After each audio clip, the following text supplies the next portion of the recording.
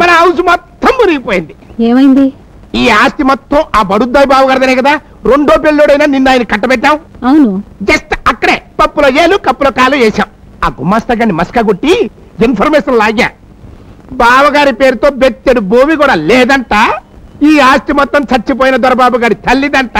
దానికి మీ ఆయన just watchman అంట. అంతేకాదు, ఆ చచ్చింది పోతూ పోతూ వీలునామాలో దొరబాబుకి పెళ్ళయ్యాక ఆడు పెళ్ళాం కలిసి సంతకాలు పెడితేనే ఈ ఆస్తిపాస్తులన్నీ మరొకరికి అమ్మినా దానం చేసినా చెల్లుద్దటమ్మా. అయిపోయింది. మన ప్లాన్ మొత్తం అట్టర్ ఫ్లాప్ అయిపోయింది. Who is speaking? అమ్మా అమ్మా, లెక్క చూడు. నా బంగారు కొండ, నువ్వు వెళ్ళి స్నానం చెయ్యి, నేను వచ్చి అన్నం పెడతాను. అలాగేనమ్మా.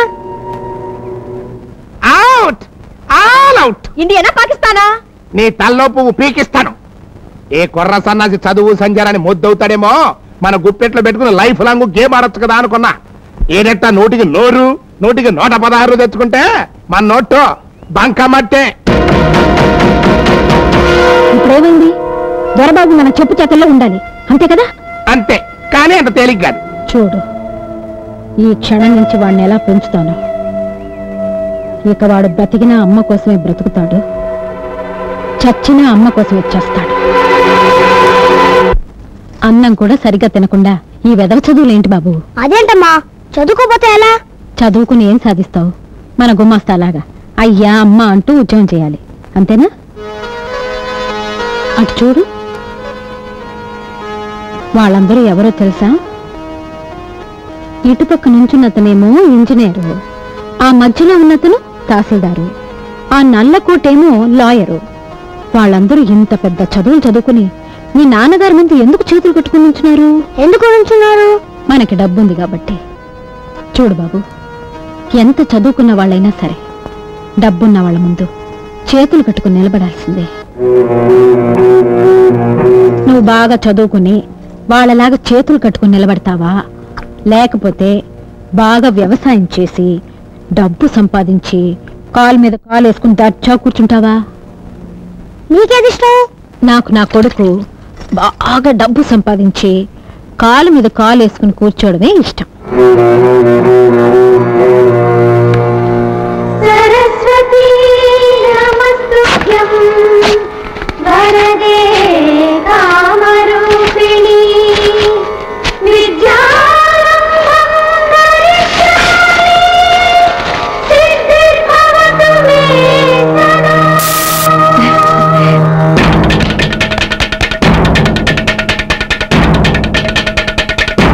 సూపర్ సెల్లే, సూపర్. మొత్తానికి ఆ కుర్రేదవ చేత చదువు మానిపించేశావు. ఇప్పుడు అడుట్టి మట్టి ముద్ద మనం ఎలా కావాలంటే అలా పిసుక్కోవచ్చు. చూడు, పనిలో పనిగా బావగారి బొడ్డో ఉన్నటువంటి తాళాల గుత్తి కూడా మన బొడ్డోకి వచ్చేసింది అనుకో, అప్పుడు నువ్వు హోమ్ మినిస్టర్, నేను ఫైనాన్స్ మినిస్టర్. వదినా, కొబ్బరి నూనె సీసా తీసుకునిరా.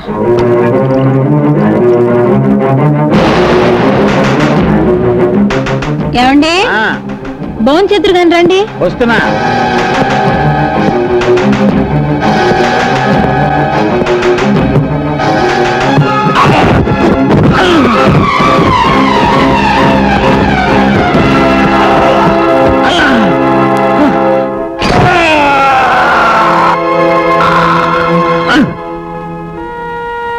ఏమైంది డాక్టర్ గారు?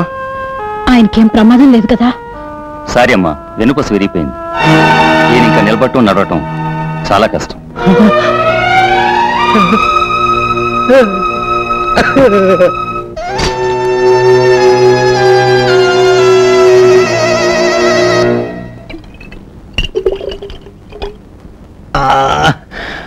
అమ్మా,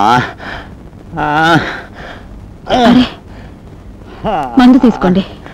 చిచి, నాకు ఈ మందు అలవాట్లేదు. ఇది ఆ మందు కాదండి, దానికే.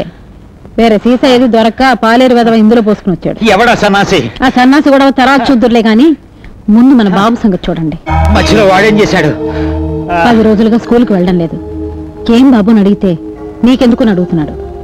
పైగా అల్లరి పిల్లలతో చేరి బీడీలు కాలుస్తున్నాడు. కాలుస్తున్నాడని నాకు చెప్తున్నావా? నాలుగు తగిలించక. తగిలిస్తే ఊళ్ళో వాళ్ళంతా నన్ను అడిగేసుకుంటారు. పినతల్లి రాసి రంపాన్ పెడుతున్నాను. దొరబాబు దొరబాబు మీరుండండి, నేను వెళ్ళి పంపిస్తాను. ఎక్కడి బాబు? నాన్న పిలుస్తున్నాడమ్మా. వద్దు బాబు, ఇప్పుడు నువ్వు నాన్న దగ్గరికి వెళ్ళొద్దు. ఏమా? ఆయన తాగుతున్నారు. నాన్న తాగుతున్నాడా? అవును బాబు, 2 పూట్ల తాగుతున్నారు. వద్దండి, మీ ఆరోగ్యం చెడిపోతుందని సీసా లాక్కపోతే కొట్టారు. నిన్ను కొట్టాడా?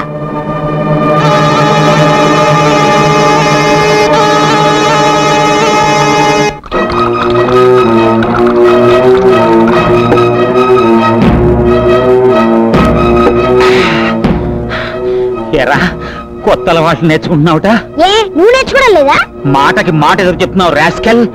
బాగుపడాలని లేదా? నీకు బాగుపడడం లేదా? ఎంత పొగర్రా నీకు! నాకేం చెప్తావా? ఏమిటండి ఇది? ఎందుకండి వాడిని అలా బాగుతున్నారు? వదలండి. ఏంటి బావగారు? ఈయన వాళ్ళని చూస్తుంటే బాబుని కొట్టి చంపేసేలాగున్నారు. వదలండి. మీరు అడ్డు రాకండి. సిస్టర్, పెద్దల బాలకం చూస్తుంటే చెక్కినట్టుగా ఉంది. రేయ్ బాలే, నీ నాలికి కోసేస్తాను. అది చూసా పిచ్చి పట్లు. సిస్టర్ దూరం ఉండి కరుస్తాడు. రేయ్ నిన్ను నిన్ను చంపేస్తాను. అమ్మో పండుతో చంపేస్తా. నేను ఎడుతుంటే పిచ్చెక్కిందంటావా? ఏమైంది? ఏంటంటారేంటండి? మా బావగారి పిచ్చెక్కి మమ్మల్ని అందరినీ పిచ్చి కొట్టుడు కొడతాడు. మీరు వెళ్ళిపోండి, నాకు మిమ్మల్ని కూడా చంపేస్తాడు.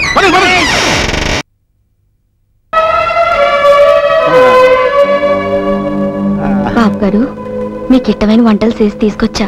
అమ్మగారు వచ్చేలోగా వేగి తినేయండి. నా ఇంట్లో నేను దొంగలా అన్నం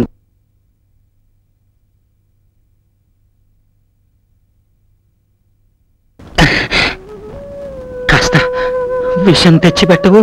బాబు గారు, అవునే, నన్ను చావకుండా లేవకుండా చేసి పైగా పిచ్చివాడిగా ముద్ర వేసి ఈ గదిలో పడేశారు ఆ రాక్షసులు. దానికి కూడా నేను బాధపడలేదు. కానీ ఆ నీచురాలి మాటలు నమ్మి నా కన్న కొడుకు కూడా నన్ను పిచ్చివాడిగా చూస్తున్నాడు. అదే అదే నా గుండెల్ని కాల్చేస్తోంది. బాధపడకండి అయ్యా, ఏదో రోజు అబ్బాయి గారు నిజం తెలుసుకుంటారు. మీకు మళ్ళీ మంచి రోజులు వస్తాయి. తినండి. ఈ ఇంట్లో చేత్తో పని చేయాలి, నోటితో కాదు.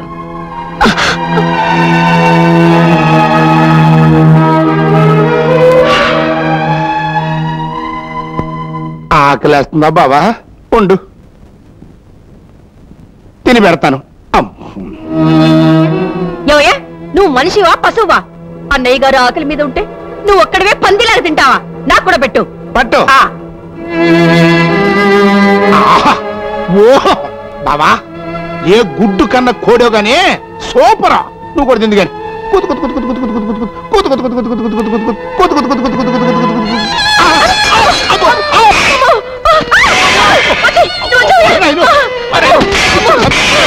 పడతాడు. అమ్మో,